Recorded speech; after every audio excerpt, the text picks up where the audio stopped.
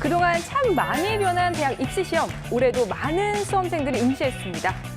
그동안 애쓰신 우리 수험생 여러분들 고생하셨습니다. 대학 수학능력 시험은 끝이 아니라 시작입니다. 좌절하지 맙시다. 세상을 사는 고민과 지혜를 모아 유쾌한 날씨 생활 토크쇼 테스타! 안녕하세요.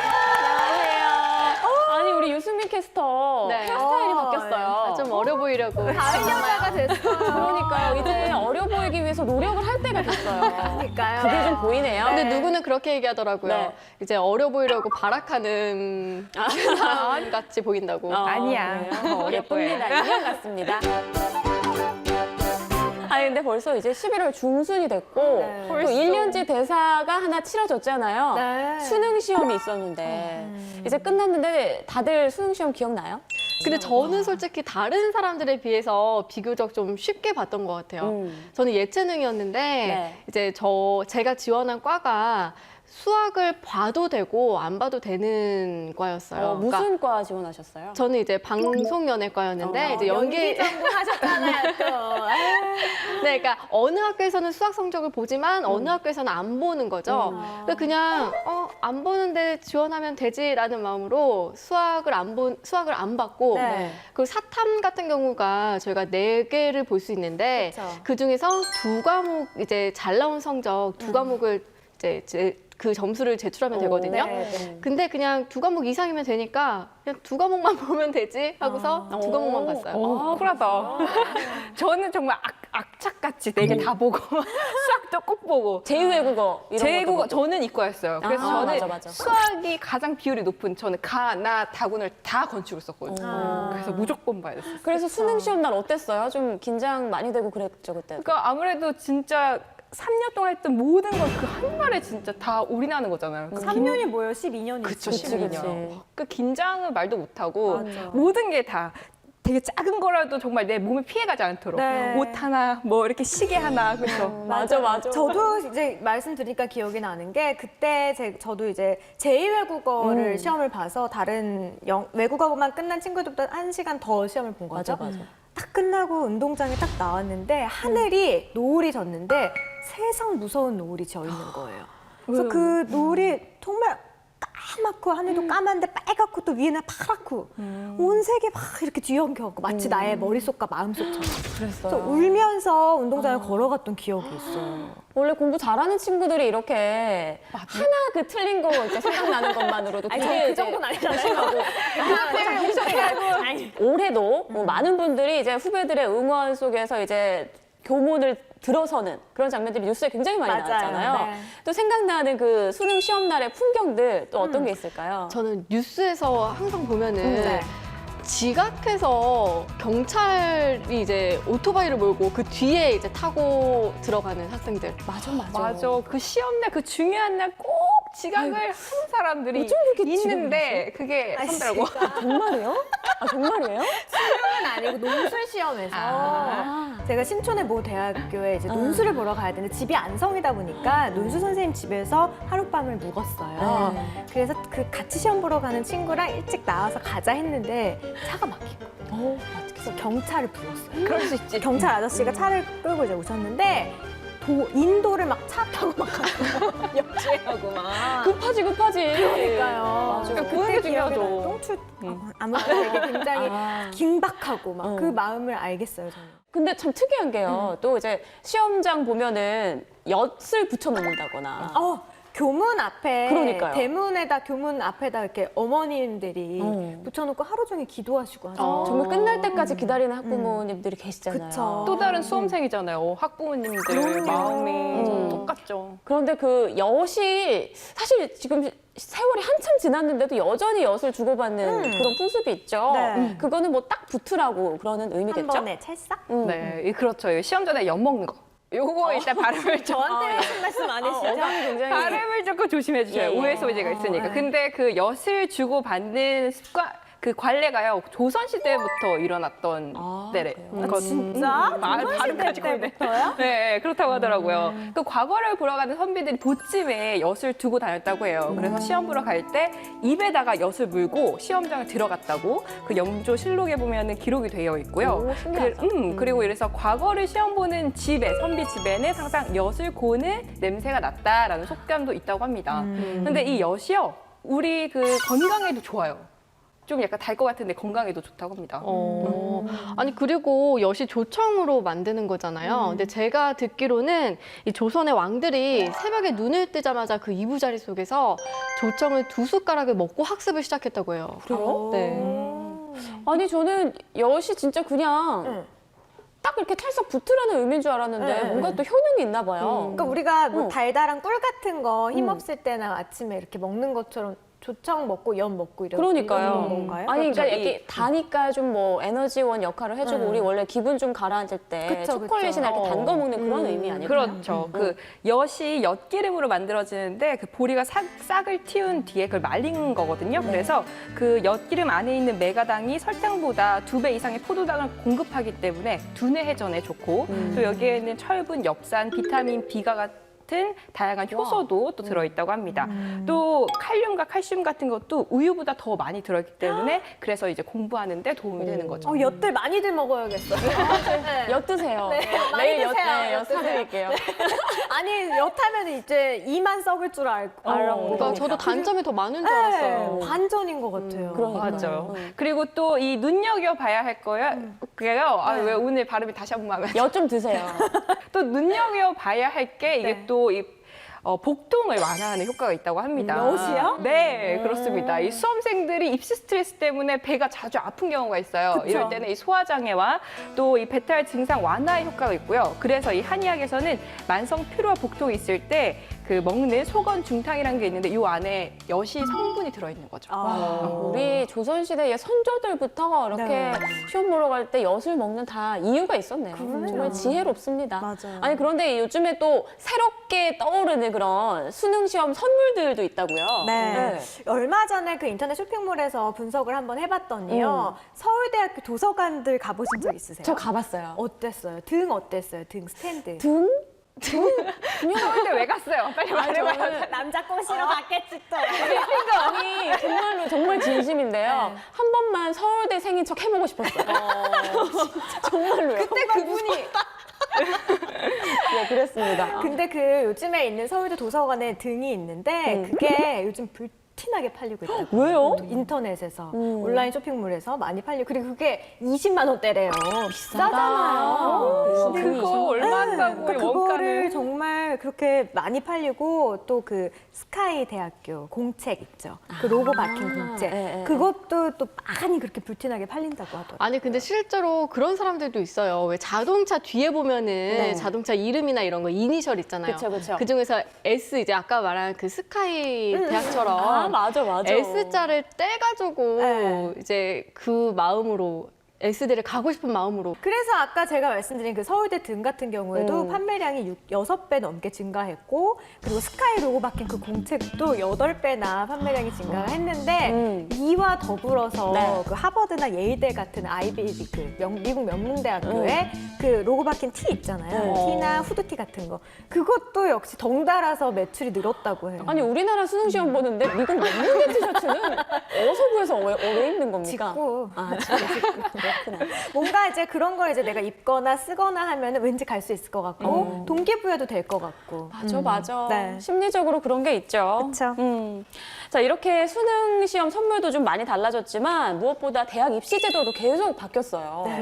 맞아요. 또 수능이 끝나면 굉장히 말들이 많잖아요. 너무 많아요. 네, 수능이 쉬우면 또 변별력이 없다. 없었다. 어려우면은 너무 뭐 난이도가 어쨌다. 워낙 계속 이래저래 말들이 많다 보니까 저희가 많이 바뀌었거든요. 네. 네, 그래서 해방 이후 우리나라 입시 제도가 큰 틀을 변한 것만 해도 무려 16차례나 된다고 하고 그래서 작은 거 하나하나 따지면은 매년 바뀌었다고 해요. 그러니까 수험생들이 항상 할 때마다 너무 헷갈릴 것 같아요. 그러니까요. 맨날 바뀌니까. 맞아. 아니 뭐 16번 바뀌었으면 거의 뭐 4년에 한 번씩 바뀐 그쵸. 건데 이거 뭐 월드컵도 아니고 그렇죠. 이렇게 자주 바뀌어서. 네, 또 어떻게 바뀌었나 또 보면은 해방 직후에는 이 대학이 자율적으로 시험을 출제해서 입학생을 선발을 했다고 해요. 그러니까 그 당시에는 정부가 대학 학생 선발에는 전혀 관여를 하지 않았다라는 거죠. 해방 직후니까 아무래도 마땅한 그런 제도가 없었겠죠. 그리고 그 뒤에 뭐 본고사나 학력고사 이런 네. 것도 저희는 들어봤잖아요. 추억의 단어잖아요. 그러니까. 네. 맞아요. 이게 1954년이 돼서야 이제 처음으로 대학 정원의 140%를 이제 국가 연합고사로 선발한 뒤에 본고사를 치르는 이 연합고사 플러스 본고사 이런 형태가 있었는데 이 입시생들에게 솔직히 저희가 듣기만 해도 너무 부담스럽잖아요. 그쵸. 그러니까 입시생들에게 너무 부담스럽다 이렇게 해서 1955년부터는 이제 본고사만 봤다고 하고요. 그리고 1968년에는 본고사를 치를 자격을 이제 주는 예비고사가 생겼고 또 이제 여기서 저희가 좀 익숙한 단어 1981년부터는 학력고사가 생겼다가 요거 공감하시는 분들 많이 계실 것 같아요. 맞아요. 저희 이런 걸로 이렇게 세대를 나누잖아요. 그렇죠. 학력고사 세대야? 네. 수능 세대야? 그쵸, 뭐 이런 그쵸. 거. 네. 근데 이 학력고사가 또 너무 암기식 교육을 너무 강요한다 이래가지고 1994년이 돼서야 지금의 수능이 이제 탄생했다고 합니다. 근데 정부는 이렇게 입시 정책 바꿀 때마다 취지는 참 좋아요. 뭐 공교육을 강화하자, 그리고 더 창의적인 학생을 선발하자, 뭐 이런 취지로 입시 제도를 바꾸는데 너무 자주 바뀌다 보니까 학부모는 물론이고 학생들도 굉장히 혼란스럽거든요. 그렇죠. 좀 더 현실적이고 안정된 입시 제도가 필요할 것 같습니다.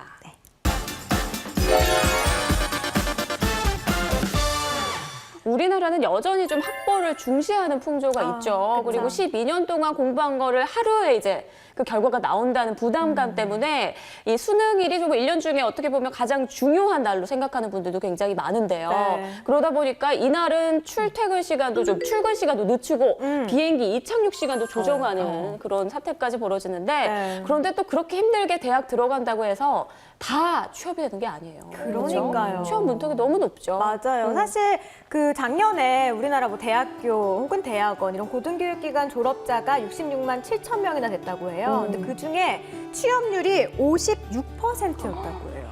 그러니까 절반 정도밖에 취업을 못했다는 얘기고 이게 1998년도 외환위기 겪었을 때보다도 못 미친다고 하더라고요. 근데 그럼에도 불구하고 이 대학 진학률은 또 참 높거든요. 2013학년도 이제 수치를 보면은 졸업생은 63만여 명이 되는데 이제 그해 입학 정원은 55만여 명이나 된다고 해요. 근데 사실 학비가 정말 만만치 않잖아요. 그러니까 처음에는 다 대출로 시작을 하는 거죠.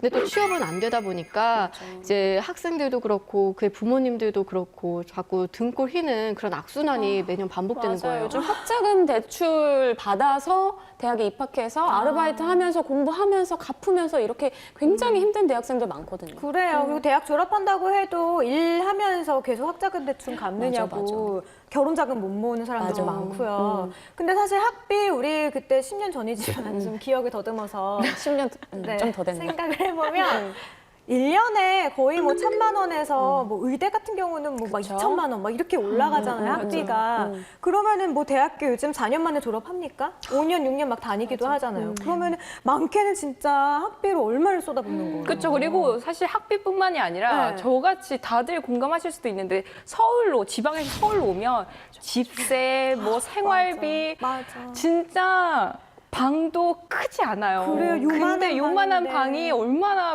비싸요. 비싸요. 정말 저희 엄마가 지금도 저한테 하는 말이 있어요. 네. 돈 잡아먹는 귀신. 정말 제가 이제 공감돼. 기억나죠. 그 지방에서 올라오면은 유학이나 마찬가지거든요. 그러니까 유학이죠. 그렇죠. 굉장히 많은 돈이 들어갔었어요. 그리고 또 요즘엔 뭐 스펙이다 뭐다 해서 해외 어학연수 가야 되죠. 그러니까 학생들이 돈을 너무 많이 들여요, 대학생활 동안에. 근데 그거에 비해서 이렇게 투자에 비해서 결과는 정말 너무 아까 봤잖아요. 56%밖에 취업을 못했다는 거. 이게 너무 속상한 현실인 것 같아요. 맞아요. 이게 우리나라의 대학 지상주의가 낳은 어떻게 보면 폐해인 것 같은데 그런데 해외에는 좀 어떤지 사례가 참 궁금해요. 해외는 취업 문제가 어떤지. 아시아 지역도 우리나라만큼 교육열이 사실 심하죠. 네. 그래서 중국 같은 경우에도 입시 시험제도 비슷한 이제 카오라는 게 있는데 이게 우리나라랑 다른 게 이틀에 걸쳐서 시험을 봐요. 가오카오, 수능 같은 거예요? 네, 수능 같은 거죠. 그래서 첫째 날 일단 오전에는 국어를 보고요. 그리고 오후에는 수학을 보고요. 그리고 그 다음 날 또 다시 가서 이제 문과, 이과 나눠서 시험 보고 마지막으로 영어, 제2외국어까지 봅니다. 그리고 이제 중국은 워낙에 자녀 수가 적다 보니까 그 사교육이 우리나라보다 더 심하다고 하더라고요. 네, 그런데 대학을 꼭 가지 않아도 네. 이 취업 걱정이 없는 나라들이 있습니다. 어디예요, 거기가? 네, 거기 가고 싶으시죠? 네. 이미 늦었죠. 내 자식 지향이 데리고 가야지. 그렇죠. 지향이 네. 데리고. 독일이나 아니면 스위스. 오. 제가 사실 이 독일에서 그 교육 문화를 또 이렇게 몸담고 와서 네. 교육 체험을 했어요. 그쵸, 그쵸. 네, 한 학기 아, 독일에서 동안. 공부하셨어요? 네, 대학교도 갔다 뭐, 왔죠. 근데 이렇게 보니까 그 독일 사람 같이 생기지 않았어요? 그러네요. 근데 네, 그거 이제 설명을 드릴게요. 아, 네. 예, 어때요? 그렇습니다. 이 독일에 제가 직접 가본 결과 정말 부러웠어요. 왜냐하면 좀 더 학문에, 그러니까 자기 공부에 집중할 수 있는 시스템이 돼 있는 거예요. 그러니까 대학교 때까지 거의 무상 지원이 되기 때문에 내가 취업을 꼭 걱정하지 않고 공부를 할 수 있어서 조금 나이가 있는 사람들도 대학교에 다니더라고요. 그리고 대학 진학률이 사실 30%에서 40%밖에 되지 않아요.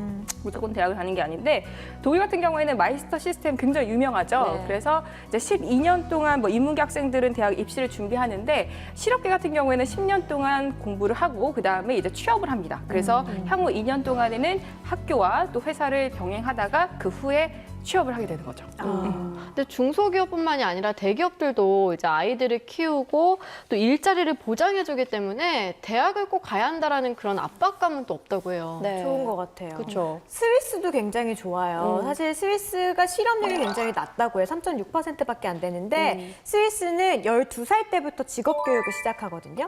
그래서 15살이 됐을 때 이제 대학 진학을 할 것인가, 직업 교육을 받을 것인가 이런 진로 결정을 한다고 해요. 근데 이제 중요한 게 60에서 70% 정도가 직업 교육을 계속 받겠다. 이런 결정을 하고요. 이게 왜 이렇게 될 수밖에 없는 거냐면 직업 교육을 받고 실제로 일을 하다가 중간에 얼마든지 대학 진학을 갈 수 있고. 그러니까 이게 꼭 대학을 가야만 하는 곳이 아니라 내가 선택해서 일을 더 해도 되고. 그러니까 이렇게 되다 보니까 실업률도 더 적게 되고. 그리고 무엇보다 이제 중요한 게 이게 직업은 모든 직업이 귀하다. 귀천이 없다. 이런 직업의식 교육을 제대로 철저하게 받고요.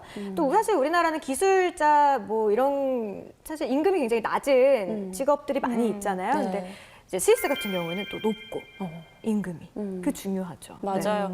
솔직히 지금 우리나라 대학의 경우에는 마치 그 졸업장을 따기 위해서 다니는 하나의 학원 같은 느낌이 좀 많아진 것 같아요. 그런데 사실 대학이라는 게 학문과 또 교양을 배우는 곳이거든요. 거기 대학의 의미를 좀 더 다시 한번 되새겨야 할 때가 아닌가 싶습니다. 자, 이제 수험생들 수능 끝나고 이제 좀 쉴 수 있고 마음껏 놀 수 있는 그런 그 고대하던 시간이 찾아왔는데 우리 캐스터들은 수능 끝나고 뭐 했어요? 근데 저는 수능이 끝나도 끝난 것 같지가 않았어요. 왜요? 저는 실기 연습을 해야 됐기 때문에 아, 또 연기하셨습니까? 그 시간이 또 왔네. 아니, 유승민 캐스터가 아까 저한테 살짝 와가지고 선배 저 연기 시키지 마세요. 그래서 저한테도 들어오라고. 아, 그랬어요? 그러면 더 시키고 싶지 않아요? 아 진짜. 그래서 저 지금 이렇게 하고 있잖아요. 연기 안 하고 이 일을 하고 있잖아요. 제가 안 하고 싶어서 안 하는 게 아니고요. 연기를 못해서. 아니 근데 저는 제가 봤을 때 유승민 캐스터가 이렇게 남자를 굉장히 앙칼지게 팍 하고 때려보는 연기를 굉장히 잘하고 아. 매력 있어요. 그러면 하나 제시를 좀 해볼게요. 아 정말. 그 옛날 드라마긴 한데 갑자기 생각났어. 뭐야? 부셔버릴 거예요. 본인이 말을 했어. 신나 시간의 명작. 아 정말. 방송을 위해서 시청률을 위해서 진짜 돌아버리겠네요. 자 시청률 좀 이렇게 있다가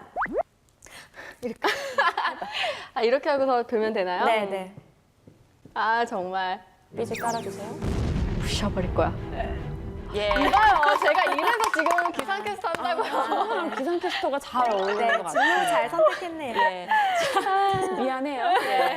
시청률을 위해서 어쩔 수가 없었어요. 우리 다른 캐스터들은 수능 끝나고 뭐를 했나요? 저 같은 안타깝습니다. 경우는 이제 수능 딱 끝나고 네. 생각을 딱 해보니까 제가 고등학교 3년 내내 교정을 했거든요. 그래서 윤유라 걔 있잖아, 걔가 누가 그 키 잡고 철길. 사람들이 이렇게 얘기했잖아요. 항상 교정기를 끼고 있었는데 그거를 너무 공교롭게도 수능 끝나자마자 탁 뺀 거. 그리고 새 세상이 나타났네. 그리고 내가 이제 대학교를 가면서 살이 나도 모르게 쏙 빠지고 정말 예뻐지고 철길도 뺐고 살도 빠졌고 정말 무슨 드라마에 나오는 그래서 여주인공 같네. 대학교 과 선배가 응. 날 꼬셨어. 선배가 윤유라 캐스터를 꼬셨어요? 마음에 들어서? 퀸카였어? 아니 그 정도는 그 아니고 정도는 아니고? 그냥 조용하게. 그리고 또 이제 수험생들을 위한 그 할인 행사도 굉장히 많이 하잖아요. 많죠. 네, 코레일에서는요, 이제 수능을 마친 수험생과 가족들이 이제 여행을 할 수 있도록 11월 13일부터 2월 말까지 KTX와 관광열차를 할인을 해주는데요. 이 KTX를 이용하는 경우 수험생뿐만이 아니라 이 동반 1인까지 최대 40%를 할인을 해주고요. 네, 그리고 관광열차나 바다열차도 30%나 할인해준다고요. 그리고 또 무엇보다 놀아야죠. 네. 네, 놀이동산에도 할인해줍니다. 수험생들이 그 증을 제시하면 11월 30일까지 65%나 할인을 해주고요. 뭐 아이스크림이나 뭐 대형 패스트푸드점, 할인점 같은 데도 많이 할인해주니까 좀 실속 있게 쏙쏙 챙기시면 좋을 것 같아요. 근데 진짜 요맘때쯤 되면은 그 가게 앞에 다 붙이잖아요. 수험표 가지고 오면은 할인해드립니다. 할인해드립니다. 네. 그래서 저희 대학교 1, 2학년 때 그걸 구하는 거야, 친구들끼리. 맞아. 할인 받으려고. 야, 주변에 수험생 없어? 없어. 동생 안 봤어? 이러면서. 그리고 그거 너덜너덜해질 때까지 들고 다니면서 정말 뽕 뽑아야죠. 네. 그때는 정말. 그리고 또 요즘 들어서 더 많은 그런 또 현상들이 있는 것 같아요. 네. 이제 수능 시험 보자마자 북적거리는 곳이 바로 성형외과. 대목이래요. 그 세팅을 다시 한다고 하잖아요. 그러니까요. 벌써 뭐 꽉꽉 스케줄이 채워져 있다고 하더라고요. 서 읽다 보면. 맞아요. 그래서 요즘 뭐 성형외과 같은 데 가면 다들 이제 성형외과 가시니까. 네? 그거 제일 잘 가실 것 같은데요? 아니, 콧볼 꽂아놓으신 거 아니에요? 농담이고요. 이건 진짜 당황시키고 싶어서 한 거고. 본인이 당황했어.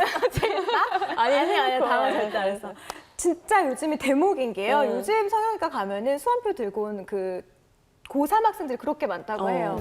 근데 또 요즘에 너무 또 싸다, 저렴하다 해가지고 이제 많이 가게 되면은 너무 또 충동적으로 하면 이제 평생 후회하고 또 수술은 이게 또 재수술이 더 어렵대요. 재수술이 더 어렵기 때문에 한번 아주 신중한 결정을 해야 된다라고 전문의들은 그렇게 추천을 하고 있습니다. 이제 또 이제 한창 미모에 관심이 많을 때고 네. 그리고 이제 주변 사람들 말에 현혹되기 쉬울 때거든요. 그러지 말고 좀 이렇게 성형외과를 방문할 때는 부모님과도 충분한 상담을 좀 하고 신중하게 선택을 해야 될 것 같고요. 네. 자, 이제 수능은 끝이 아니라 새로운 시작입니다. 수험생 여러분들 그동안 정말 수고 많으셨고요. 자, 앞으로도 좋은 결과 열심히 한 만큼 결과 있었으면 좋겠고 네. 행복한 나날들이 기다리고 있으니까 힘내시기 바랄게요. 미래에 대해서 불안해하는 이에게 가장 필요한 건 타인과의 비교를 멈추고 묵묵히 자신의 인생을 살아내는 용기라고 하죠. 네, 새롭게 시작하는 모든 분들에게 그런 용기가 꼭 있었으면 좋겠습니다. 저희는 다음 주에 더욱더 재미있고 유익한 수다 가지고 돌아올게요. 시청해주신 여러분 고맙습니다. 유쾌한 날씨 생활 토크쇼 캐스터!